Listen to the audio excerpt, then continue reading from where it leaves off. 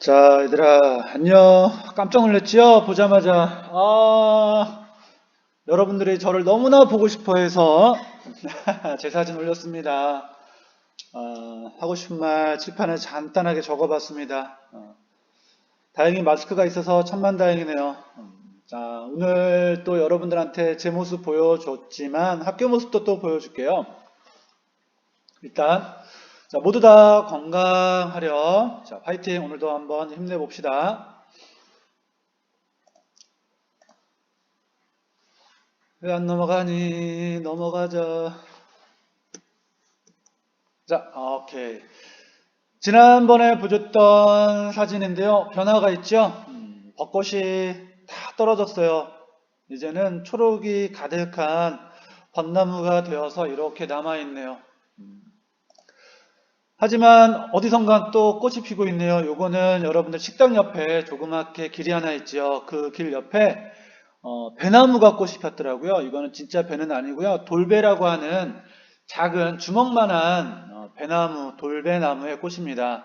이 꽃도 지나가다가 찍었는데 참 이쁘더라고요. 여러분 보여주고 싶어서 한번 찍어봤습니다. 자, 그 다음 이거는 신관 앞에 있는 이게 뭐랄까 이걸 등나무라고 하나요? 등나무에 자세히 보면 꽃이 피어 있습니다. 여기 보이죠? 여기 꽃이 피어 있는 거예요. 예쁘장하게 조그맣게 보라색 꽃들이 피어 있더라고요. 여러분들 우리 학교에 없는데 학교의 시간은 하나씩 하나씩 흘러가는 것 같습니다. 아마도 여러분들이 등교할 때쯤 되면 여기에 꽃이 엄청나게 펴 있을 겁니다. 그리고 대신 여러분 기억나죠? 여기 꽃이 활짝 피면 어마어마하게 벌들이 모여드는 것. 이 꽃에 있는 꿀들이 맛있나 봐요. 여러분들 요 등나무 밑에서 그늘에서 쉬면서 와 벌이다 어떻게 하던 여학생들 모습이 그립네요. 조만간에 여러분들이 학교로 오면 요 등나무 밑에서 분명히 많은 학생들의 비명소리가 들릴 겁니다. 하지만 가만히 있으면 벌들은 여러분들을 먼저 절대 공격하지 않아요. 여러분들한테 달려드는 건 아마도 벌들이 여러분들이 꽃인 줄 알았나 보죠. 그렇게 생각해 봅시다. 예쁜 여러분들. 자, 오늘 나가야 될 거 한번 볼게요. 자, 사회문화현상의 탐구고요. 사회문화현상의 탐구 방법입니다. 자료 수집 방법인데요. 지금은 우리가 사회문제 탐구 과목입니다. 예전에 공지했듯이 사회문제 탐구 1단원 내용이 사회문화 교과목이랑 배우는 내용이랑 똑같아요. 그래서 실제 사회문제 탐구에서 다루는 내용이 사회문화랑 겹치기 때문에 사회문화 시간에 배웠던 내용을 같이 이어서 연결해서 나갈 겁니다. 그래서 사회문제 탐구 시간에는 오늘 배워야 될 자료 수집 방법 5가지 하고요. 그리고 다음에는 사회문화 탐구의 가치와 태도와 관련해서 사회문제 탐구 시간에 이어서 할 겁니다. 또 하나 이거 보고 나면 다음 시간은 EBS 특강 여러분들 또 시청해야 되는 거 알죠? 자, 오늘 학습 목표입니다. 사회문화 현상의 탐구 과정에서 활용되는 다양한 자료 수집 방법의 유형과 특징을 비교하여 파악할 수 있다. 몇 가지가 있다? 아까 쌤이 얘기했는데 몇 가지가 있을까요? 몇 가지? 그렇지. 잘했습니다. 5가지. 미안합니다. 오류에 올라가. 오케이. 펜으로 하고요. 색깔 좀 잠깐 줄게요. 5가지 자료 수집 방법을 여러분들은 파악해야 된다. 자, 첫 번째, 자료 수집하기 위해서 첫 번째 여러분들이 알아야 될 건 뭐냐면요. 자료 중엔 양적 자료와 질적 자료가 있습니다. 양적 자료는 뭐냐면 일단 수치화할 수 있어야 돼요. 계자는 뭐냐면 계산하는 겁니다. 수량을 계산할 수 있게, 즉 숫자로 만들 수 있게, 그래서 눈으로 직접 보면서 경험적으로 연구할 수 있게, 그래서 누가 봐도 똑같게 객관적으로 연구할 수 있는 자료를 우리는 무슨적 자료라고 한다? 양적 연구에서 쓰는 양적 자료라고 한다. 자, 질적 연구는 뭐냐면요. 문서나 녹음 자료, 이거는 뭐냐면 누가 봤을 때 똑같이 보긴 하지만 판단이 달라질 수 있어요. 1 더하기 1은 2. 이거는 객관적이잖아. 양적 연구수는 양적 자료예요. 그런데 동영상을 보고 어떤 친구는 그걸 보면서 웃고 어떤 친구는 비웃고 어떤 친구는 눈물을 흘려요. 사람마다 해석하는 게 달라질 수 있죠. 이런 걸 일컬어 우리는 질적 자료라고 합니다. 두 번째, 1차 자료와 2차 자료가 있습니다. 중요한 포인트인데 1차 자료는 어떤 연구자가 처음 연구해서 만든 첫 번째 그 자료를 1차 자료, 연구 과정에서 직접 구한 원래 자료를 만든 자료를 1차 자료. 그래서 제가 교사 문문호가 연구를 해가지고 결과물을 만들었습니다. 그럼 이건 1차 자료예요. 그런데 다른 누군가가 제가 만든 자료를 활용해버렸다. 그러면 그 순간부터 2차 자료가 됩니다. 똑같은 자료라 할지라도 내가 처음 만들어낸 자료면 1차 자료. 내가 만들어낸 자료를 그 누군가가 다시 활용하면 다시 두 번째 써먹는 거니까 2차 자료가 됩니다. 이거 여러분들 구별 꼭 필요합니다. 자, 오늘 우리가 배워야 될 내용 중 첫 번째, 문헌연구법, 실험법, 질문지법, 면접법, 참여관찰법 몇 가지? 5가지, 5. 자, 그런데 여기서 시험에 가장 많이 나오는 거 제일 중요한 거 뭘까요? 실험법입니다. 수능에 요 5가지를 합쳐서 공통문제로 한꺼번에 물어보기도 하지만 하나씩 단독으로 물어볼 수도 있습니다. 매우 중요한 파트예요. 여러분들이 가장 중요하다고 한다면 실험법은 반드시 알아둬야 됩니다. 가장 객관적이고 가장 통제된 상황을 활용을 합니다. 양적 연구에서 많이 써요. 두 번째 많이 나오는 거 질문지법이에요. 가장 또 많이 나옵니다. 이 질문지법은 개별적으로도 나오는 이유가 뭐냐면 질문지를 작성을 할 때 함정이 있어요. 오류가 있습니다. 그거를 찾아내는 게 많이 나와요. 그 다음에 마지막 많이 나오는 거 참여관찰법. 문화인류학에서 많이 쓰는 방법 중에 하나입니다. 뒤로 가면서 하나씩 구체적으로 살펴보도록 하겠습니다. 자, 첫 번째가 숫자 2지만 앞에가 1이었어요. 앞에가 1, 여기서 1이었고요. 그 다음에 이제 2 나오는 겁니다. 자료 수집 방법 중에 간단합니다. 문헌연구법. 기존의 연구 결과물, 즉 헌자라 문자랑 즉 글로 남겨져 있는 문헌화되어 있는 그런 것들을 통해서 연구하게 되면 문헌연구법입니다. 쌤이 조선시대 역사에 관심이 많아요. 조선시대 역사에 관심이 많은데 제가 조선시대를 실제 가볼 수가 없잖아. 조선시대 사람들한테 질문지를 할 수도 없죠. 참여 관찰할 수도 없지요. 그럴 때는 조선시대에 쓰였던 역사 기록물들을 보면서 조선시대 사람들은 훈장 선생님은 이렇게 가르쳤구나 라는 걸 파악할 수 있겠죠. 그게 바로 문헌연구법입니다. 그래서 연구 동향을 파악하고요. 연구 문제나 가설을 설정할 때 매우 잘 쓸 수 있죠. 옛날에 문헌 자료를 봤더니 이렇게 연구를 해놨네? 그러면 나는 이걸 바탕으로 해서 이런 가설을 세워야지 할 때 많이 써먹을 수 있다는 거예요. 그래서 일반적으로 양적 연구, 질적 연구할 때 다른 자료 수집 방법과 함께 사용하는 경우가 많습니다. 다음, 내가 직접 가서 찾아볼 여기저기 사람들을 만나볼 필요가 없지요. 그냥 인터넷 들어가면 다양한 자료가 많아. 그래서 연구하는데 시간도 비용도 절약할 수 있고요. 시간과 공간. 내가 지금 대한민국의 안산에 있지만 제주도와 관련된 자료를 찾아볼 수 있고요. 미국의 자료를 찾아볼 수 있고요. 유럽의 근현대사, 시민혁명의 자료도 찾아볼 수 있어요. 그래서 시간, 시대와 공간, 장소의 제약이 없는 게 가장 큰 장점입니다. 한계점 볼게요. 문헌 자료의 신뢰성이 낮으면 연구 신뢰도에 문제가 발생한다. 즉 예전에 쓰여있던 모든 글로 남겨져 있는 사진 자료가 실제 사실일지 아닐지는 모른다는 거죠. 예를 들어 제가 이렇게 얘기하면 욕먹을 수 있겠지만 지금 머릿속에 생각나는 거 임진왜란 때 난중일기 이순신 장군이 썼죠. 그런데 철저하게 그건 누구의 입장에서 썼니? 이순신 장군 입장에서. 다른 사람의 입장에서는 또 다르게 임진왜란을 써질 수 있겠죠. 일본의 입장에서 본다면 난중일기가 야 저거 거짓말이야. 실제로 일본 배들이 그렇게 쉽게 침몰했다고? 야 너무 거짓말이지. 즉 개인적인 주관에 의해서 쓰여진 문헌이라면 신뢰도에 문제가 발생할 수 있습니다. 2차 세계대전에 아픔을 그렸던 안내의 일기. 안내라는 여자 어린 아이의 눈으로 보고 쓴 거지요. 근데 신뢰도가 높을까 떨어질까? 개인의 입장에서 쓴 거기 때문에 신뢰도가 좀 떨어질 수 있는 그러한 문제점이 있다. 이게 바로 문헌연구법입니다. 그리고 그러한 예전에 있던 기록들을 보면서 해석하는 건 누구니? 연구자지요.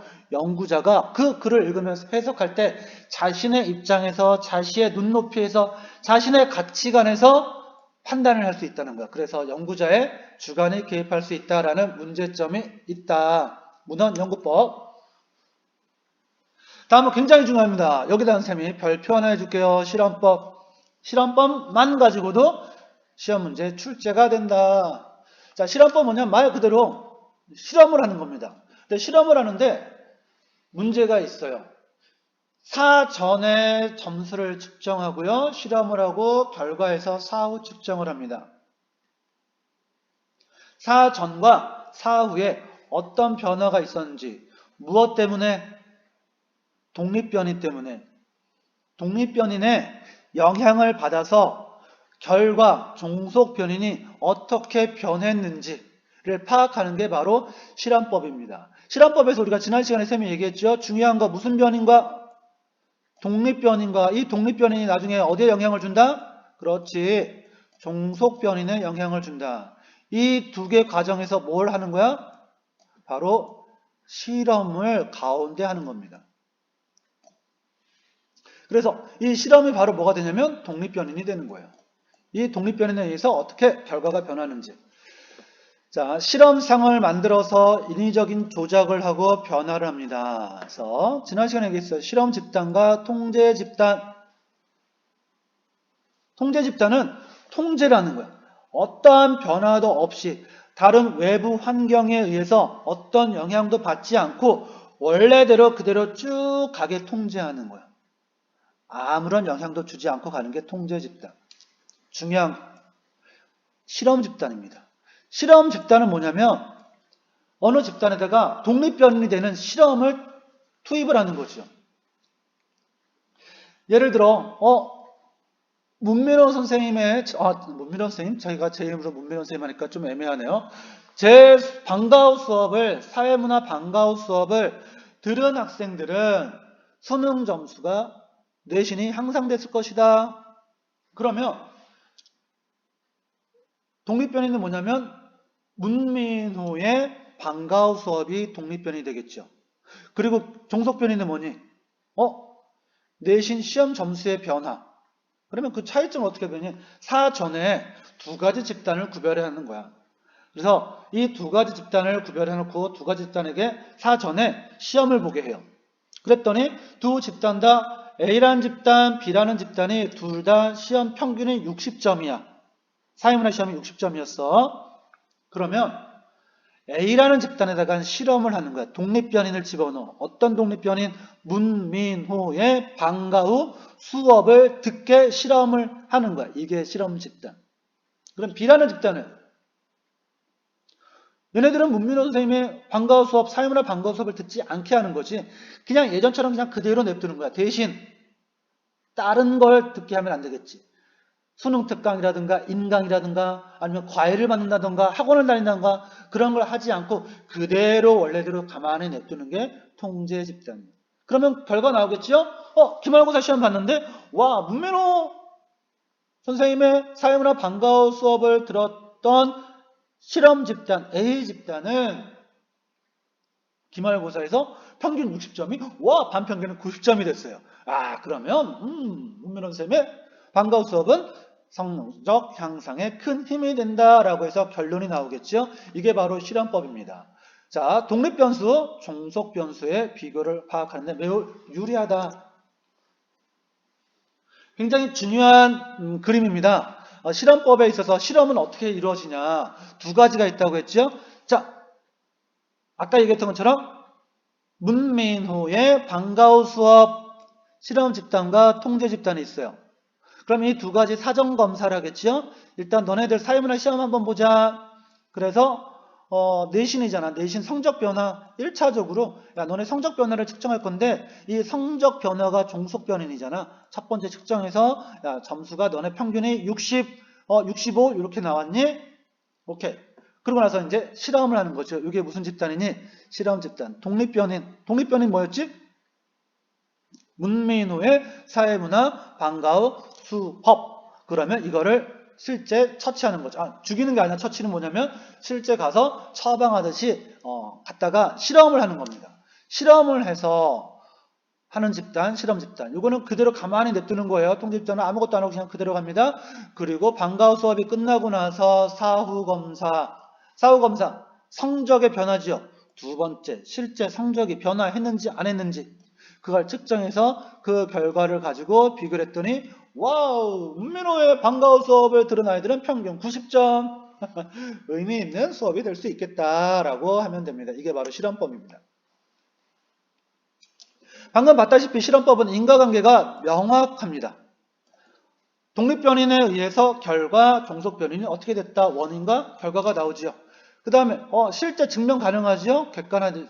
그래서 이거는 무슨적 연구에서 많이 쓸까요? 수량화할 수 있어요. 객관적이에요. 무슨적 연구? 양적 연구에서 사용이 되는 것이다. 가설 검증하지요. 법칙 발견 가능합니다. 한계점. 이거 중요합니다. 별표. 막 별표해 주세요. 실험에 영향을 주는 외부 변수의 개입을 통제하기 어렵다. 실제 예를 들어서 내가 문민호의 사회문화 방과후 수업을 들은 그 아이들이 만에 하나 집에 가서 야 문민호 선 방과후 수업의 결과를 좋게 만들어야 돼. 따로 2시간, 3시간 평소랑 다르게 매일같이 2시간, 3시간 사회문화 공부하고요. 인강 듣고요. 가외 수업까지 받았어요. 근데 그걸 우리가 통제할 수 있어 없어? 없지요. 그래서 실험 집단, 통제 집단 그 외부에서 발생하는 외부 환경의 개입을 통제하기 어렵다. 두 번째 누굴 대상으로 합니까? 실험법 정말 큰 문제입니다. 인간을 대상으로 실험하지요. 그래서 윤리 문제가 발생할 수 있어요. 실제 예전에 미국의 시카고 대학에서 했던 실험법 중에 하나가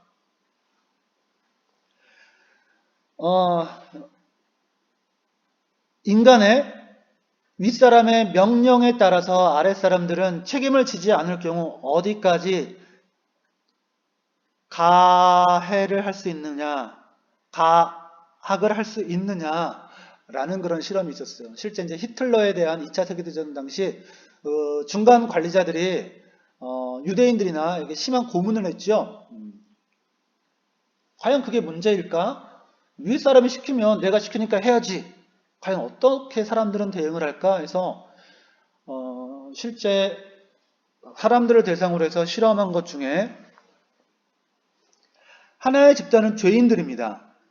죄인들이고요. 실제로 사실과 거짓말대로 얘기를 해야 돼요. 근데 그 사람들이 거짓말할 때마다 또 다른 실험에서 사람이 전기 자극을 줘요. 처음엔 1V. 저 사람 거짓말이에요. 지금 거짓말 반응 나왔잖아요. 자, 거짓말 했으니까 전기 자극을 주세요. 2V. 그리고 10V. 100V. 100V, 110V 넘어가면 우리가 이제 전기선에서 얻는 전기 짜릿짜릿합니다. 그래서 안에 있는 사람이 전기 자극을 받고서 아파해요. 힘들어합니다. 근데 실제로 전기 자극은 주지 않았어요. 그냥 연기를 하는 거예요. 하지만 그 전기 자극을 주는 사람은 전기가 자극을 준다고 믿고 있는 상태입니다. 200V. 그랬더니 200V 가니까 저기요 연구자님 저기 안에 있는 전기 자극을 받는 사람이 너무 괴로워해요. 200V 줘도 되나요? 주십시오. 걱정하지 마십시오. 모든 문제는 윤리적인 문제는 제가 책임집니다. 제가 시키는 대로만 하면 아무 걱정 없습니다. 제가 시켰잖아요. 제가 책임질게요. 전기 자극 계속 줘도 됩니다. 그랬더니 거의 모든 대부분의 사람들이 300V, 400V, 500V가 되는 전기 자극을 상대방에게 준다는 거지. 실제로 사람들은 자신이 책임지지 않는다 그러면 누군가가 대신 책임을 져준다고 하면 다른 사람에게 얼마든지 흉악한 범죄를 저질 수 있다라는 결론을 만들어냈어요. 근데 얘들아, 여기서 문제가 발생했어. 실제 정기 자격을 줬던 사람은 나중에 그 사실을 알고 나서 내가 실험 대상이 됐지요. 사람인데. 나는 얼마나 나쁜 사람이었니? 다른 사람이 책임질 테니까 저 상대방에게 저 사람 범죄인이에요. 죄인에게 정기자극을 계속 주세요. 500V, 600V를 나는 정기자극을 줬던 사람이란 말이야. 이러한 실험법에 있어서는 사람을 대상으로 하기 때문에 윤리적인 문제가 굉장히 발생합니다. 이거 꼭 중요합니다. 그 다음에 실험과 현실은 또 서로 달라질 수 있다는 거야. 그 내용 여러분들 꼭 기억해 두면 좋겠습니다. 자, 이것도 중요합니다. 질문지법 이것도 중요해요. 일단 내용을 질문으로 구성한 후 연구 대상자에게 답변을 얻어서 합니다. 이거의 장점은 뭐냐면 많은 사람을 대상으로 하고요. 두 번째, 쉽고 정확하게 답변을 구할 수 있습니다. 그 다음 중요한 거, 표본의 대표성을 확보해야 합니다. 대한민국의 청소년들은 원격 수업에 대해서 어떻게 생각하고 있을까? 원격 수업 만족하시나요? 라고 대한민국 청소년 대상으로 설문지를 조사했다고 합시다. 그런데 안산시에 있는 학생들만 대상으로 하면 대표성이 있을까? 여기서 모집단, 전국의 청소년 모집단이야. 그런데 안산 시내에 있는 학생들은 전국에 있는 청소년을 대표할 수 있니? 안 되지. 이걸 표본 집단이라고 합니다. 즉 표본 집단의 전체를 대표할 수 있어야 돼. 그렇다면 어떻게 해야 될까? 서울, 경기, 충청도, 강원도, 경상도, 제주도, 전라도, 대전, 광주, 울산, 부산, 인천 지역까지 다양한 모든 지역에 있는 청소년들을 골고루 뽑아야겠지요. 거기다가 고등학생만 뽑으면 될까? 안 되겠지. 중학생도 청소년이잖아. 중학생, 고등학생, 1학년, 2학년, 3학년 골고루 전체를 대표할 수 있는 표본이 대표성을 확보해야 결과가 신뢰를 갈 수 있다. 가장 큰 장점입니다. 시간과 비용이 절약 가능하다. 1000명? 설문지로 하면 간단하지요. 통계적 분석하고 비교 분석하기 용이합니다. 그런데 글을 읽지 못하는 문맹자에게 적용하기 어렵다. 글을 읽지 못하면 설문지를 못 읽잖아. 그러니까 글을 읽지 못하는 문맹자한테는 설문조사를 하기가 어렵지요. 물론 전화로 조사하는 것도 질문지법에 해당이 됩니다. 안녕하세요 여러분, 국회의원 하면서 어느 선거를 이번 선거에서 어느 국회의원을 지지하는지 묻고 싶습니다. 자, 기호 1번, 기호 2번, 기호 3번, 기호 4번 후보 중에 누구를 지지하시나요? 자, 지지하는 후보의 버튼을 눌러주세요. 이것도 질문지법입니다. 꼭 종이에만 하는 건 아니에요. 인터넷으로도 할 수 있고요. 전화로도 가능합니다. 질문지 회술이 낮을 때 신뢰도가 떨어질 수 있다는 거. 그 다음에 불성실한 응답. 여러분들 잘하잖아. 급식 만족도 조사 그러면 여러분 어떻게 합니까? 무조건 1번 매우 불만족. 그치? 그 다음에 교원평가할 때 선생님들 수업 어떻게 합니까? 야 문민호 쌤이야. 매우 만족 무조건. 이런 식으로 불성실한 응답. 물론 뭐 저는 매우 만족, 매우 잘하면 해도 됩니다. 자, 잠시 개인적인 홍보 좀 했습니다. 다음 갈게요. 면접법입니다. 면접법 말 그대로 1대1로 만나서 면 대 면, 얼굴과 얼굴을 마주 얼굴을 접하고 이야기 나누는 게 면접법입니다. 그래서 얘기하다 보면 깊이 있는 대화가 가능하죠. 그래서 상대방의 생각이나 의견을 잘 경청해야 돼요. 글을 몰라도 실수할 수 있어요. 그 다음에 내면적이고 깊이 있는 심층적 자료가 가능합니다. 면접 중 추가 질문으로 상세 정보를 얻을 수 있어요. 질문지법이나 실험법은 정해진 대로 그 안에서만 답을 구해야 돼. 표본화가 되어 있어. 구조화가 되어 있어요. 틀이 만들어져 있어. 그런데 면접법은 틀이 만들어져 있는 게 아니야. 면접을 하다가 1번 면접, 2번 면접 하다가 내가 너한테 친구 관계는 어떻니? 잘 지내지? 했더니 표정이 네 잘 지내요 하는데 표정이 어두워졌어. 그러면 말로는 겉으로는 친구랑 잘 지낸다고 하지만 얼굴 표정이 어두워진 거 봐서는 뭔가 문제가 있구나. 요즘에 그러면 추가 질문할 수 있죠. 예상이 없다 다른 질문할 수 있어. 요즘에 너 만나는 친구들은 누구누구 만나니? 누구누구 만나? 누구냐? 걔네들하고 전화는 자주 하니? 뭐 하면서 다양하게 물어볼 수 있죠. 그래서 이건 면접법은 구조화가 되어 있지 않아요.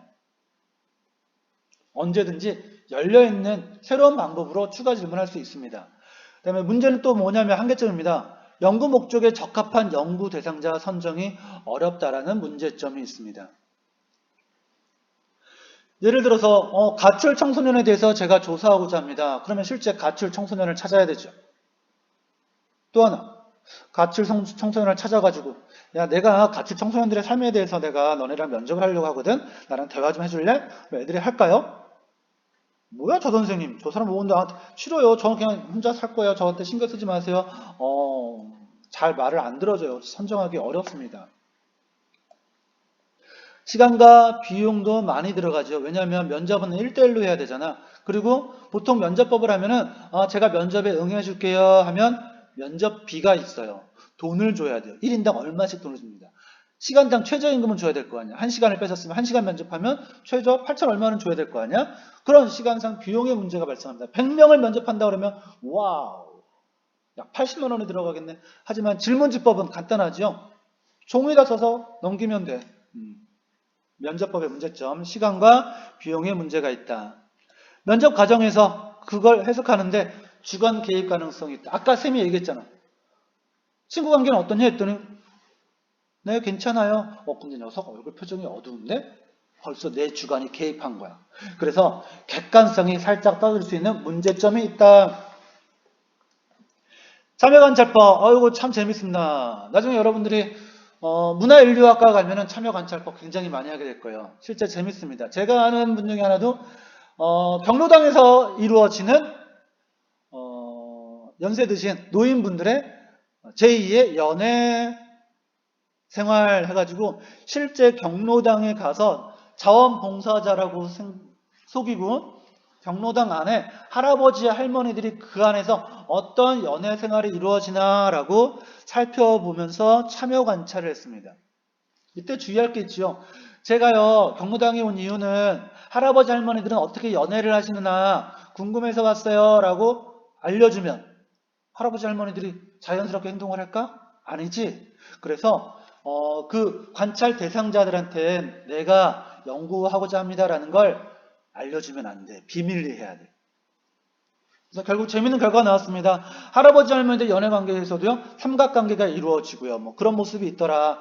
하여튼 이런 것도 있고 또 다른 얘기 있다면 문화인류학과에서 하는 것 중에 인간하고 가장 비슷한 집단 생활하는 게 오랑우탄이래요. 그래서 실제 한 문화인류학자가 저 동남아시아에 있는 어느 밀림에 들어가가지고요 오랑우탄 부족에 들어갔어요. 근데 오랑우탄은 처음에 낯선 사람이 오면 낯선 누군가가 오면 배척을 해요. 공격을 합니다. 그래서 오랑우탄 집단이 있는 그곳에 멀리서 그 구역의 경계선 밖에다가 텐트를 쳐놓고 계속 생활합니다. 그러면서 하루에 이틀에 한 번씩 텐트를 조금씩 옮겨요. 오랑우탄의 그 경계 구역 안으로 조금씩 옮깁니다. 그래서 어느 순간에 텐트가 한 달이 지났더니 텐트가 오랑우탄의 그 경계 구역 안에 들어와서 물이 옆에까지 가게 된 거예요. 그때서야 오랑우탄의 우두머리는 거기에 있는 연구자, 참여 관찰자 연구자를 너 어느 순간에 우리 무리에 들어와 있었니? 인지 못하면서 하나의 무리로 인정을 하게 되지요. 이게 바로 참여 관찰법의 특징입니다. 그래서 다른 민족, 부족, 하다못해 동물, 집단까지 연구할 수 있어요. 연구자 주변의 집단을 관찰하는 데 매우 사용을 하고요. 오랑우탄 의사소통이 어렵지요? 어려워도 그 어려운 집단을 조사할 때 사용할 수 있다. 매우 생동감 있고 깊이 있는 정보를 직접 파악할 수 있다. 하지만 한계점이 있습니다. 내가 관찰하고자 하는 현상이 나타날 때까지 기다려야 해요. 아프리카에 있는 그 부족들은 결혼식을 어떻게 할까 궁금해가지고 참여 관찰하기 위해서 갔어요. 그러면 뭘 기다려야 되니? 결혼식 갈 때까지 기다려야 되잖아. 근데 1년 동안 기다렸는데 아무도 결혼을 안 했어요. 그러면 시간 낭비지요? 와, 시간과 비용에 문제가 발생할 수 있다. 그 장면을 집중적으로 포착해야 되는 거. 마찬가지 연구자 주관이 개입될 수 있다. 연구자 주관이 개입될 수 있다. 무슨적 연구? 질적 연구. 아까 면접법도 무슨적 연구일까요? 질적 연구. 아까 빠뜨렸네요. 질적 연구입니다. 이미 아까 얘기했죠. 경로당 할아버지 할머니들 제가 우리의 연애 생활을 연구하러 왔다고 그 연구 의도를 알게 될 경우 행동에 제약이 생겨. 자연스럽게 행동하지 않아. 그래서 정확한 자료 수집이 어려워진다. 라고 해서 전체적인 내용 정리를 해봤습니다. 탐구활동입니다. 자, 감사함을 표현하는 활동에 사람들의 자아 존중감을 높일 수 있을까? 두 가지 집단이네. 실험했네. 무슨 연구? 무슨 자료 수집 방법? 실험법. 자, 가집단과 나집단이 있습니다. 사전에 조사를 했네. 뭘 조사했니? 독립변인을 조사한 거니? 종속변인을 조사한 거니? 이거 종속변인 조사한 겁니다. 나중에 종속변인이 결과가 나왔을 때 어떻게 변화했는지 알기 위해서 사전에 종속변인을 조사하고 사후에 종속변인을 조사하는 거야. 그리고 독립변인은 뭐니? 가운데서 실험하는 거야. 얘네가 실험 집단이죠. 감사한 마음을 말로 표현하면서 지내세요. 그러면 감사하는 마음을 표현하는 사람들은 자아 존중감이 얼마나 높아질까? 그게 포인트죠. 얘네는 무슨 집단? 통제 집단. 아무런 조치도 하지 않고 예전처럼 그냥 그대로 지금까지 해왔던 그대로 냅두는 거. 이게 무슨 집단? 대답 좀 하자 얘들아. 통제 집단이요. 아주 잘했어요. 통제 집단. 얘는 무슨 집단? 아이고 대답 잘한다. 실험 집단. 실험 집단 가장 구조화되어 있습니다. 가장 표준화되어 있는 방법대로 가는 게 실험법입니다. 결과 봅시다. 감사한 마음으로 표현하면 자아 존중감 어떻게 될까? 했더니 자아 존중감의 변화, 종속 변인이죠. 사전의 종속 변인 5.2점, 사후의 종속 변인 7.2점. 오호, 감사하다고 말을 많이 하고 지나면 나의 자아 존중감이 높아지는구나. 뭐라고? 자아 존중감이 뭐냐고? 자아 존중감은 셀프 이스팀이라고 합니다. 셀프 내 스스로 이스팀. 존경하다. 내가 내 자신을 얼마나 존경하고 있는지.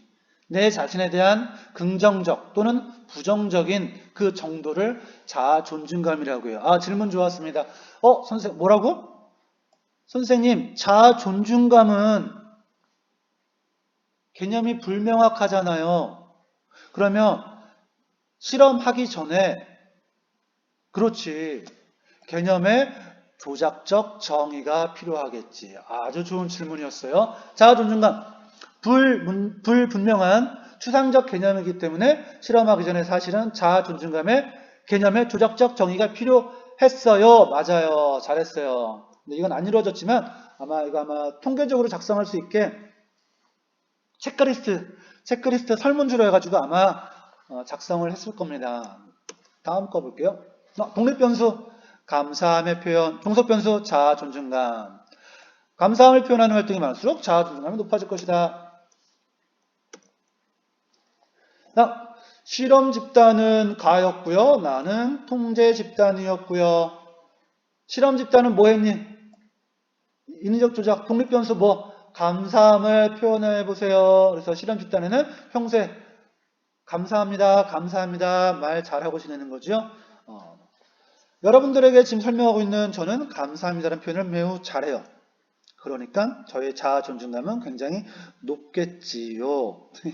감사하단 말도 잘하면 좋겠고요. 미안해요, 죄송해요 란 말도 여러분 잘했으면 좋겠습니다. 그러면 더 멋진 안산고등학교 3학년 학생들이 될 거라고 생각합니다. 참 그리고 사랑해요 란 말도 잘 해주세요. 자, 질문지 만들 때 유의사항이 있습니다. 질문지법에서 여러분들 굉장히 조심해야 될 건데요. 하나하나 봅시다. 첫 번째, 한 문항에서는 한 가지 내용만 묻는다. 즉, 한 가지만 질문하라는 거예요. 두 개, 세 개를, 한 문항에 두 개, 세 개를 물어보면 안 된다는 겁니다. 두 번째, 묻는 내용이 명료해야 된다. 질문의 의미가 명확해야 된다. 명확하지 않으면 혼란을 줄 수 있다. 그 다음, 세 번째, 특정 답을 유도하려고 하면 안 된다. 어떤 답을 하기 위해서 유도하면 안 된다는 거예요. 설명해 줄게요. 그 다음에 여기서 답지는 뭐냐면요. 여러분들 골라보세요 하면 선택지 있죠. 1번, 2번, 3번, 4번, 5번 중에 보통 선택을 하잖아요. 그걸 선택지 또는 답지라고 합니다. 서로 배타성이 있어야 된다. 겹치면 안 된다는 거야. 중복되는 선택지가 있으면 안 된다는 거예요. 어느 한쪽으로 치우치면 안 된다. 그 다음에 특정한 경우가 배제되지 않도록 모든 경우를 포함해야 된다. 이걸 뭐라고 부르냐면 우리는 포괄성이라고 불러요. 그 1, 2, 3, 4, 5에는 모든 상황이 다 들어가 있어야 돼. 하다못해 안 되면 1, 2, 3, 4까지 해놓고 어떤 걸 다 담아 그러면 5번에다가 기타 이렇게라도 집어넣으면 포괄성이 인정이 돼요. 다음에서 여러분들 하나씩 봅시다. 자, 청소년이 놀지 못하고 공부만 하면 인간관계 문제가 생긴다고 합니다. 당신은 청소년의 여가활동을 늘려야 한다고 주장에 찬성하십니까? 이건 뭐가 잘못됐니? 앞에서부터 부정적인 인식을 줬잖아. 놀지 않고 공부만 하면 문제가 생긴대. 그러면 여가활동 늘려야 되잖아. 그지요? 그러면 이 질문의 문제는 뭘까요? 앞에서 돌아가면 특정 답을 유도했던 문제점이 있었다는 거야. 자, 당신의 텔레비전 시청 시간은 몇 시간 쓰면 되죠? 이 질문의 문제는 뭘까? 한번 생각해 보세요.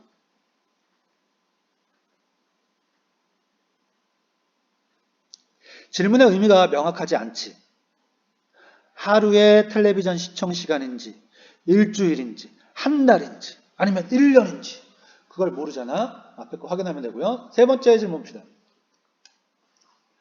당신의 여가 시간과 여가 비용은 적절하십니까? 샘 밑줄 치는 순간에 눈치챈 친구들 있겠다.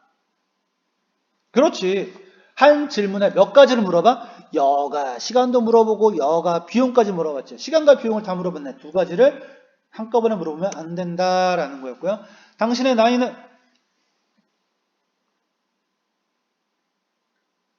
요건 문제가 뭘까요? 찾았니? 빠뜨리는 사람들이 있죠. 만 몇 세 초과. 만 50세, 5자입니다. 죄송합니다. 만 50세 초과가 없네요. 이상이라고 하면 안 돼.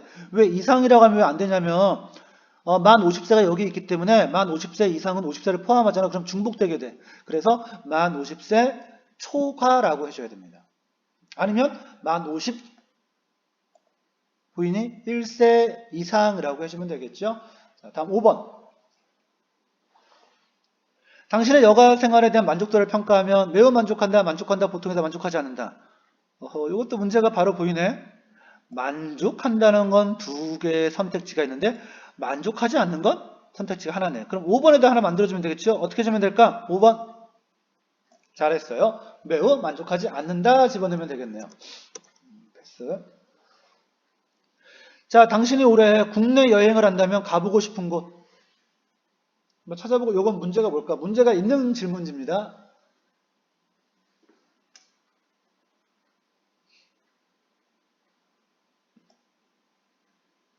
이게 잘못됐는데 한번 왜 잘못된지 찾아볼 수 있겠니? 그래 잘했어요. 수도권 안에 뭐가 포함되어 있니? 서울이 포함되어 있잖아. 중복된 선택지야. 수도권은 서울을 포함해서 서울 주변 지역을 수도권이라고 하잖아. 그죠?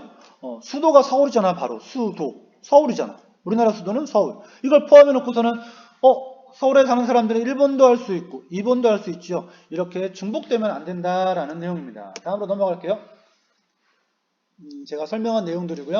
한 번 더 여러분들 동영상 보면서 한 번 더 확인해 보면 될 것 같습니다. 앞에 부분 가서 하면 되고요. 따로 제 얘기 들은 친구들은 뭐 들을 필요 없어요.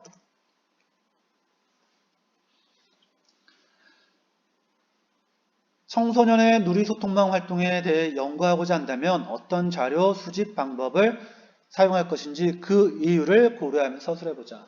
가나 다라 마가 있는데 각각 자료 수집 방법을 여러분들 찾으면 됩니다. 1번 청소년 1000명 엄청 많네. 소통 활동과 경험과 활동 이유, 향후 계속적인 활동 여부, 활동에 느낀 점을 지원받고 싶은 사항 등을 조사하려고 한다. 야, 1000명 대상 엄청나게 많네. 다수의 사람들을 대상으로 자료를 수집할 때 가장 좋은 거 뭐였지? 그렇죠. 질문지법이었죠. 가는 뭘 활용하면 좋을까? 질문지법. 질문지법을 활용한다는 것은 무슨적 연구? 양적 연구, 수량화, 통계. 청소년 10명과 그렇지 않은 청소년 5명을 만나면서 오호 깊이 있게 대화, 깊이 있는 대화, 서로 마주보면서 대화한다. 면접법. 얘는 면접법.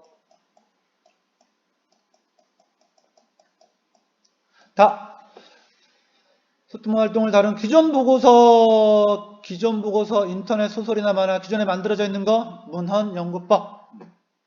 라 두 개의 방에 각각 들어가게 하고 다른 집단에 무슨 법? 실험법. 직접 가입해서 대화 상황을 살펴보고 참여 관찰법. 자, 가나다라 다 맞았지요? 뭐 요거는 여러분들 한 번 더 교과서에 있는 내용 여러분들 풀 수 있는 친구들 한 번 더 활용해 보면 좋겠습니다.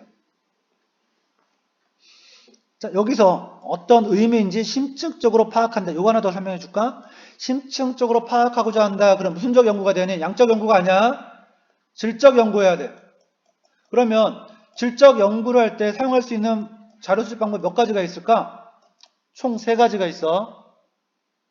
면접법, 참여 관찰법, 하나 더, 문헌 연구법. 다시 한번. 질적 연구에 사용 가능한 거 뭐라고요? 면접법, 참여관찰법, 문헌연구법. 그러면 양적 연구는요? 질문지법, 실험법 하나 더, 문헌연구법. 오호, 여기서 눈치챈 친구들이 있어야 돼. 문헌연구법은 그 자료의 상태에 따라서 양적 연구로도 사용될 수 있고 질적 연구로도 사용할 수 있다. 우리나라 통계청이 발표한 통계자료를 활용한 연구, 문헌연구법이다 그러면 양적 연구잖아. 통계자료 수량화되어 있으니까. 옛날에 어렸을 때 누군가가 썼던 뭐라고 할까요? 그래, 이순신 장군의 난중일기를 바탕으로 해서 조선시대를 조사했어요. 그러면 개인적인 자료잖아. 이때는 질적 연구로서 활용되는 문헌연구법입니다. 그렇게 여러분들 구별해주면 될 것 같아요. 중요한 포인트였습니다. 문헌연구법은 그 자료의 형태에 따라서 질적 연구와 양적 연구 둘 다 사용이 가능하다. 자, 하나씩 확인해 봅시다. 사회문화현상에서 자연현상과 동일한 방법을 적용해야 한다는 방법론적 이론론을 강조하는 것은 무슨적 연구? 연구 방법은 하나야. 자연현상과 동일해야 돼. 수량화, 계량화, 법칙 발견, 양적 연구. 자연현상과 다른 방법으로 방법론적 이론론, 질적 연구. 그러면 여러분들 풀 수 있어야 돼요. 계량화된 자료에서 법칙 발견하는 거, 양적 연구는 질적 연구니? 그렇지. 연구. 이면에 담긴 의미를 발견한다. 무슨 연구? 그렇지. 연구. 그래서 계량화된 방법론적 이론론은 양적 연구. 내면의 심층적인 의미를 이해하고자 한다. 왜? 사람이니까 자연과 다르잖아. 그래서 내면의 의미 파악, 질적 연구. 자, 선 하나 그어봅시다. 여러분 이제 다 끝났어요. 마지막입니다. 이제 다 끝났어요. 3분 안에 끝납니다. 2분 안에 끝나요. 자, 실험법. 이 중에 어떤 걸까? 설명 안 하려고요. 그렇지. 실험법. 명확한 인과관계. 다수의 사람을 대상으로 한다? 그러면 뭐니? 이건 질문지법으로 가야겠지. 기억 보세요. 생생한 자료 직접화. 그렇지. 참여 관찰법. 자, 기본적인 개념 이해했다고 생각합니다. 외식업체 광고에 관한 연구자료다. 자료 읽고 물으면 답해보자. 핵심은 이겁니다. 간단하게 할게요. 여러분들 시간 많이 하는 거 싫죠? 질문지에 응답하도록 했다. 질문지법입니다.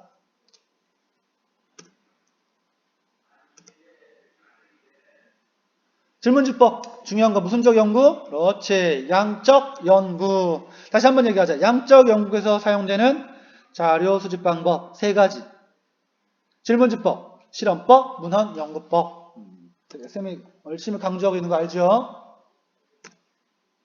자, 그러면 다음 시간에 사회문제랑 연결되지는 않습니다. 다음 시간에 사회문제 탐구 시간에 우리가 배워야 할 내용은요. 사회문화 현상의 탐구에 있어서 연구자의 가치와 태도를 학습하겠습니다. 자, 여러분 오늘 하루도 고생했습니다.